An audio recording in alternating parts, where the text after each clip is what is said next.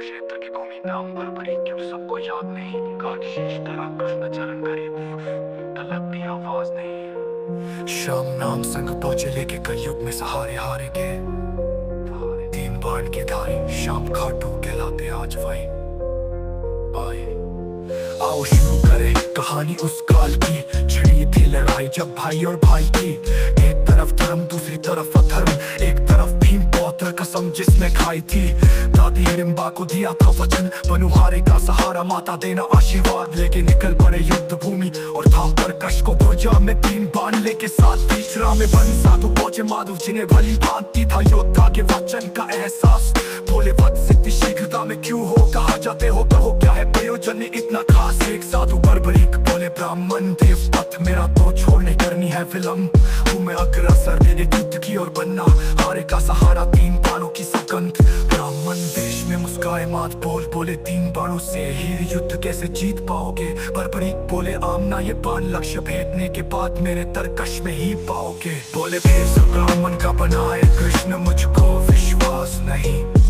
ऐसे बाण भी होते हैं क्या दिखलाओ मुझको साक्षात कहीं। देख वृक्ष चुन सूखे पत्ते बना लक्ष्य छोड़ दो बाण कहीं। किंचित न छूटे भेदन से एक भी पत्ता सुखा रहे याद यही। चढ़ा प्रत्यंजा पे छोड़ दिया तीर एक एक करके सारे सूखे पत्ते दिए चीर। इसी बीच पत्ता एक नीचे पांव के दबा दिया माधव ने जो नीचे गया था गिर। बात भेदने के सूखे पत्ते वृक्ष के पांव के ऊपर आके ब्राह्मण के रुका वो तीर। बोले बर्बरीक पांव को हटा लो पांव नीचे भी है लक्ष्य भेद के ही रुके। असल देश में प्रकृति कृष्ण को समक्ष गिरा चरणों में था वीर। बोले मात मुझको देखना था कौशल तेरी लेनी थी परीक्षा ही वीरों में परम वीर। किंतु बर्बरीक बातें तुम वचन के कर जो उतरोगे तुम युद्ध में करोगे सर्वनाश। बोले बर्बरीक कैसे रोकूं खुद को कैसे मोक्ष को मैं पाऊं तो आपका ही दास साले काल से ही दादी से सुना था श्री कृष्ण के हाथों से मोक्ष हो जाता है प्राप्त। करो शिष्टान चरणों में प्रभु मगर है इच्छा चाहता देखना होता युद्ध समाप्त। कुरुक्षेत्र की भूमि नाम बर्बरी क्यों सबको याद नहीं। ऐसे बाण भी होते हैं क्या दिखलाओ मुझको साक्षात कहीं। देख वृक्ष चुन सूखे पत्ते बना लक्ष्य छोड़ दो बाण कहीं। किंचित न छूटे भेदन से एक भी पत्ता सुखा रहे याद यही। बर्बरी की अंतिम इच्छा पूर्ण करते हुए श्री कृष्ण जी ने एक पर्वत पर उनके शीश को रखा जहाँ से उन्होंने पूरा युद्ध देखा। युद्ध के अंत पश्चात जब पांडव जीत का श्रेय अपने अपने ऊपर लेने लगे तब श्री कृष्ण जी ने बर्बरीक से पूछा कि इस युद्ध में पांडवों की विजय किसने कराई।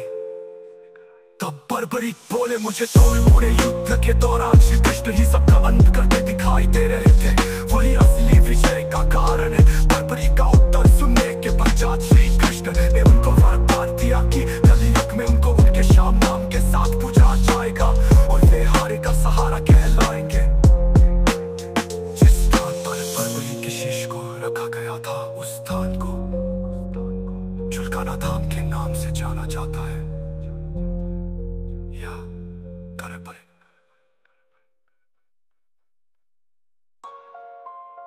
बर्बरीक की अंतिम इच्छा पूर्ण करते हुए श्री कृष्ण जी ने पर्वत पर उनके शीश को रखा जहाँ से उन्होंने पूरा युद्ध देखा। युद्ध के अंत के पश्चात जब पांडव जीत का श्रेय अपने अपने ऊपर लेने लगे तब श्री कृष्ण जी ने बर्बरीक से पूछा कि इस युद्ध में पांडवों की विजय किसने कराई।